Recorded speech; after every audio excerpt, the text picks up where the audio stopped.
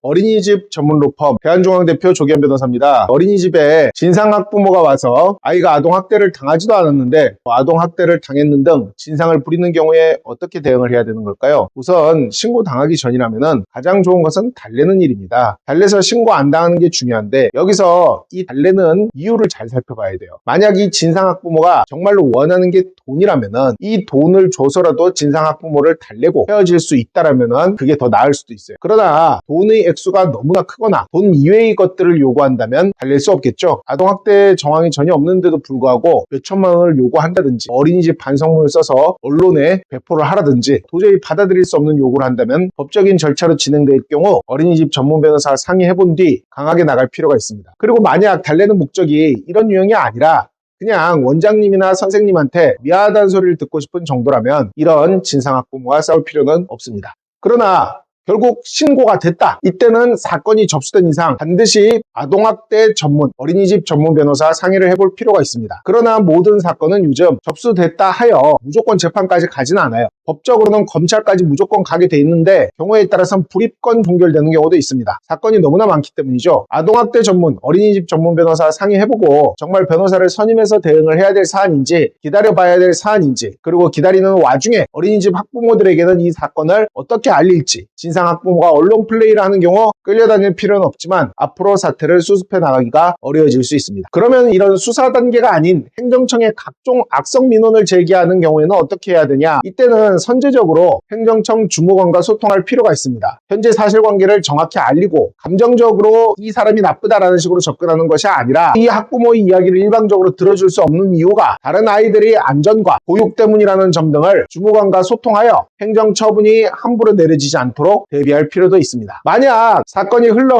아동보호 사건으로 송치됐다면 그렇게 나쁜 상황은 아니나 아동보호 재판에 그 진상 학부모가 와서 판사에게 강력한 처벌을 내려달라, 아동보호 사건은 말도 안 된다, 또는 아동보호 처분이라도 강하게 내려달라 하는 경우에도 판사한테도 사실관계를 정확하게 설명하여 만약 정말 어린이집 측에 어떤 잘못이 있다면 이 부분에 대해서는 반성하나 저런 부분은 잘못됐다라고 다툴 필요도 있어요. 필요한 경우 차라리 형사사건으로 넘겨달라라고 판사한테 직접 요청하여 형사사건에서 무죄를 받을 수 있는 사건도 많이 있습니다.